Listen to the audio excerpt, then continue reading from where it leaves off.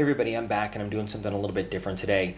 I've seen a lot of reviews of a lot of different products online. Normally when I want to buy something, I'm going to look up as many reviews as I can before I get it just to get a sense of what I'm getting. The reason I've never thought to do a review myself is because really anything I would do a review on, there's probably plenty of reviews out there. But recently I made a purchase and I had looked for some reviews on this item and some help in buying. Didn't find any and still haven't. I'm talking about a new Benchmade knife that I just got.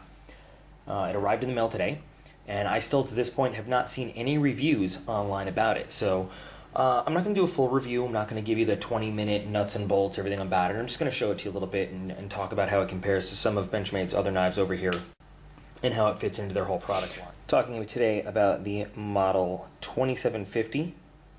It's the Siebert designed Auto Adamas or Adamas, depending on how you want to pronounce it, because we argue about that a lot at work. I just, like I said, just got this in the mail. I had put an order in on Benchmade.com as soon as I saw they were in stock.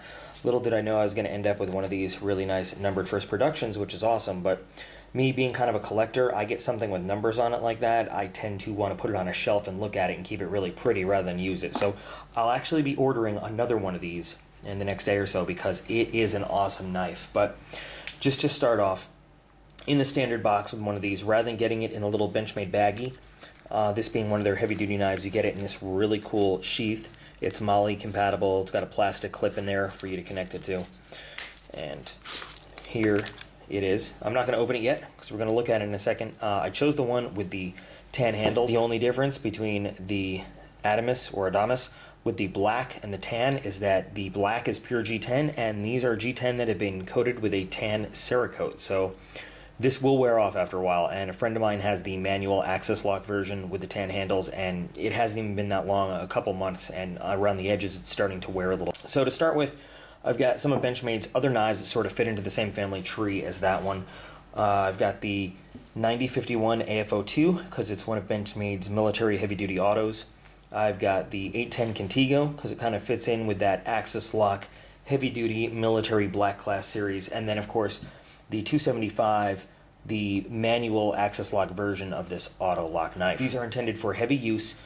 These are intended to be taken out into the field and not necessarily abused, but really put through their paces. So they're all built really well.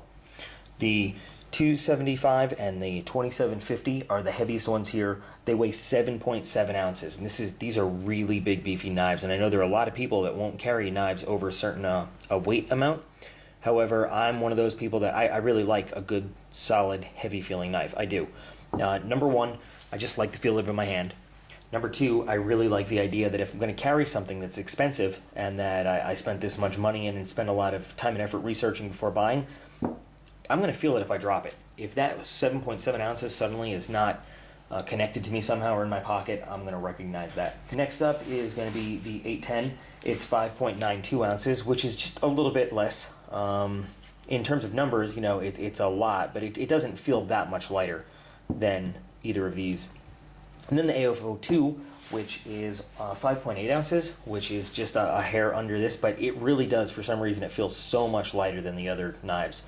I'm not sure why that is, but in terms of blades, this has Benchmade's kind of standard 154 cm. They love that steel. They use it on a lot of stuff. Very good performing steel.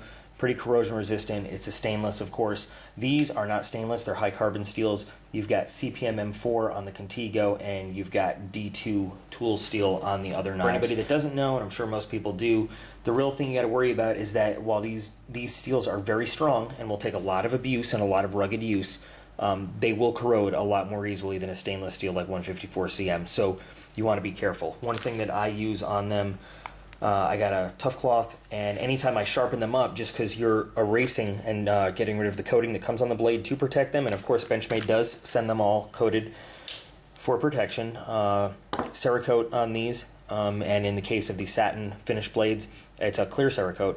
But anytime you sharpen it and you expose some of that metal, you want to use something like tough cloth, or just some kind of protectant, any kind of lubricating oil or something that can just put a little film on there and protect it from getting corroded. The total length of the blade on the 810 is the longest right here. That's 3.98 inches just for the blade, so that is almost a 4-inch blade right there.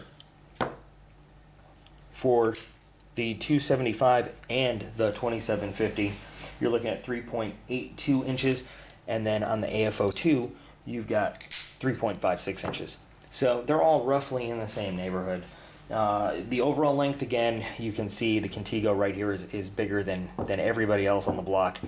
It's coming in at 9.28 inches altogether, followed by the Adamas at 8.7, and then the AFO2 is 8.51. Now that the geeky stuff is over, now that we talked about all the specs and the numbers, the thing is, each one of these knives is a really good knife to have out in the field. This is the one that I carry most often, and this is usually when I'm out deployed. This is going to be in my pocket or in my gear somewhere. It's contoured nicely. It's got a really good feel to it, and it puts up with a lot of abuse. This one happens to have the carbide glass breaker should you need it for any reason. And again, if you want to talk about less than lethal options, I won't call it non-lethal, because if you give somebody a good enough whack in the right place with that, like in the temple or something, it could do some damage, but gives you that option right there. But otherwise, this knife is really comfortable to hold, really good. I like the long handle. It means it's not going to slip out of my hand. It's very well textured. It's got great jimping on it. So the AFO2, anodized aluminum, whereas everything else is G10 scales. But it doesn't look it over here. You probably can't tell, but it's got kind of a good feel to it. It's a little bit grippy. It's not going to go anywhere. It's got some built-in jimping, and of course you've got your finger guards here and a choil right there that you can really hold on to. Smaller handle, obviously, but still feels really good in the hand, and it also has a steel glass breaker. If you're one of the one-handed fans like I am, this is really good, obviously, because any automatic knife is always going to be open with one hand. The only problem is closing again with one hand isn't as convenient as with an axis lock, which is great one-handed operation all the time. The Adamas right here, this knife is really wide, wider than any of the other knives, and you can see them all together. It's got a lot more width on it, which means it kind of fills your hand better, and it really does feel very comfortable to hold, which I really like about it. It's shaped so it will stay in your hand, it won't slip out. It's got jimping on both ends right there. A little bit on the blade right there, thumb ramp with some jimping. And the blade design is actually very functional. It doesn't look very fancy, it looks rather plain, but having carried this one out just a little bit in the field with me, just some daily use, I haven't had it all that long, it's a very useful blade. If you need to do a little bit of chopping, it works well. For slicing, it works well. I've never had to stab anybody with it, but I imagine that the blade shape would pierce pretty easily through a lot of material. And again, being an axis lock, very convenient to use one-handed.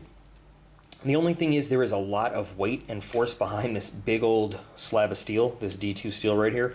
So if you're used to a regular axis lock, something like the Rift or the Presidio or one of the smaller knives, just take that into account, that this is going to open and close with a lot more force. And I have seen people use this knife and it kind of flies out of their hand.